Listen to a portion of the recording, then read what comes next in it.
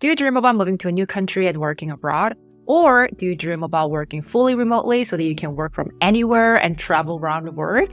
If yes, then you are in the right place.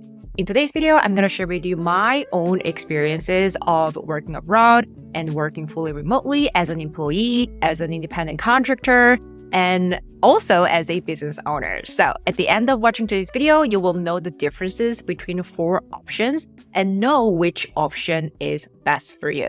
So if you're dreaming about living abroad with sustainable income, there are different options. You can get a job at a company overseas, or you can get a fully remote job at a company in your home country or overseas, or you can be an independent contractor, or you can start your own business. And I'm sure there are other ways as well, but these are the most common options that you can consider.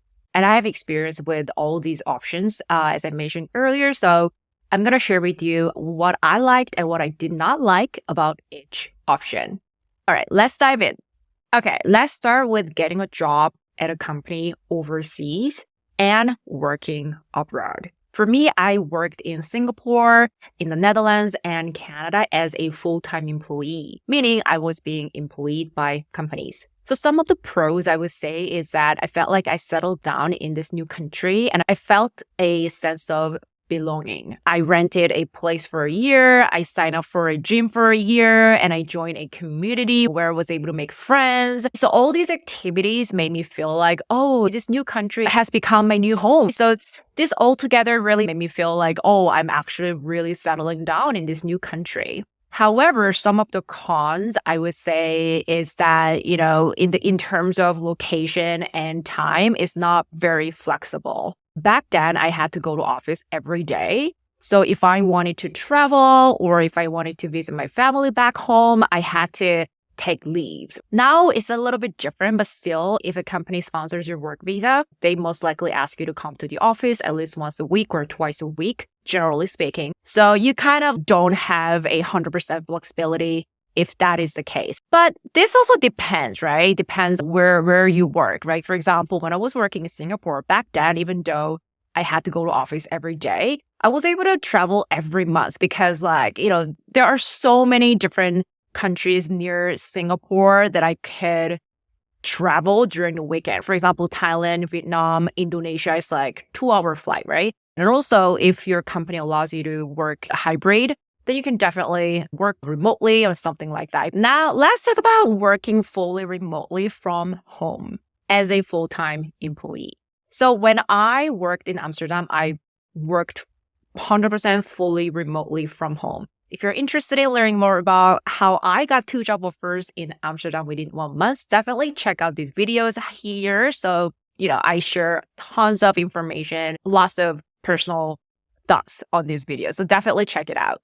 So some of the pros I would say is that obviously there was no commute. So I was able to save lots of times in the mornings and in evenings. And it was very flexible in a way that I was able to run errands during the day. I could meet a friend for lunch for then an hour. And sometimes I was able to go to a yoga class like 3 p.m. in the afternoon and 3 to 4 or something like that near to my place, right? So it was very flexible. And also, if I wanted, I know that I could also work from other cities or other countries near Amsterdam, for example, like Lisbon in Portugal for a week or so, unless I have in-person meetings with clients or something like that, right? So that I know that was possible as well.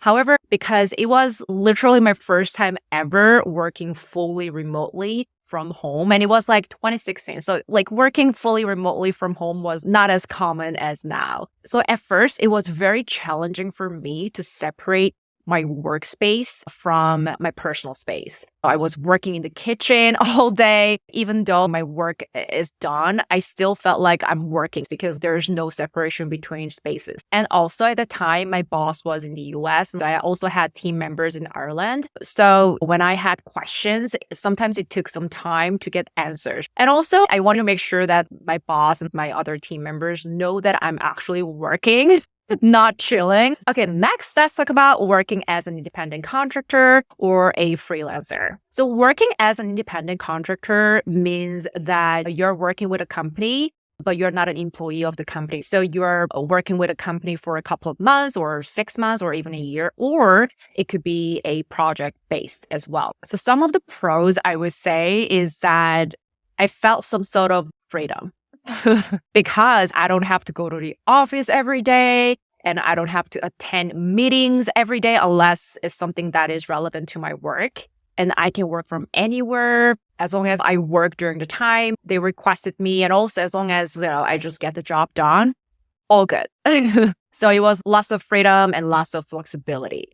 However, some of the cons I would say is that it's definitely less stable compared to a full-time employee at a company. Because you're independent contractors so you're hired by this company for a certain period of time or for a certain project. So you don't know if they want to extend the contract with you or if you have a next project that you're going to work with, this company or other company, right? So that also translates that, even if you don't have a boss, so to speak, you have a boss because, your company, that company is kind of like your client as well. You want to impress them so that they can also refer you to other companies in the future, and there's a room for them to work with you for a longer period of time as well, now or even in the future. Okay, now let's talk about working fully remotely as a business owner. So if you didn't know yet, I am the founder and CEO of Hey Globally, where we help global talent get matched with companies overseas that provides visa sponsorship or fully remote work. So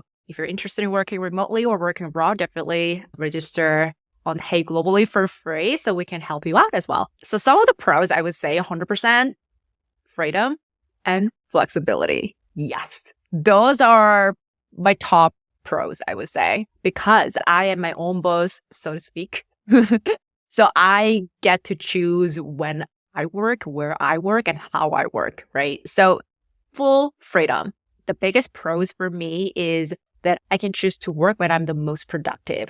So I'm the morning person. I am the most productive between 7 a.m. till, I would say like 7 a.m. till 12 p.m. is the time that I'm the most productive. Until 3 p.m. is good. I usually do all the important tasks that requires creative thinking and critical thinking. I usually get those work done in the morning. And also because I can work from anywhere. So one of the things that I really, really am grateful for is that I can visit my family back home anytime I want. And also I have lots of friends in Singapore, so I can travel to Singapore to meet them. And also I can work from anywhere. So last year I worked from Bali as well. So like full freedom. So that's the biggest pros of, having your own business.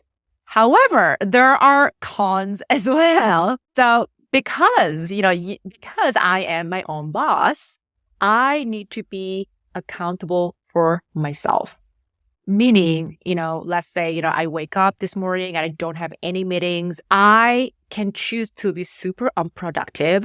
I can choose to watch Netflix all day long and no one is going to tell me anything, right? So it could be a good thing, but at the same time, if I'm not self-disciplined, it's very difficult. And another thing is unstable income, right? So if you're working for a company as an employee, you can predict how much you're going to earn that month. However, as a business owner, you can't control that, right? Like this month may be a great month, but next month, there's a chance that you're going to earn just half that income that you earned last month. It can be very unstable. And also, as a business owner, you are responsible for everything. It can be a good thing. I used to say that when I was working for companies. I worked in corporate for 10 years before starting my own business. So when I used to work in corporate, I always thought it would be so great if I make all the choices by myself.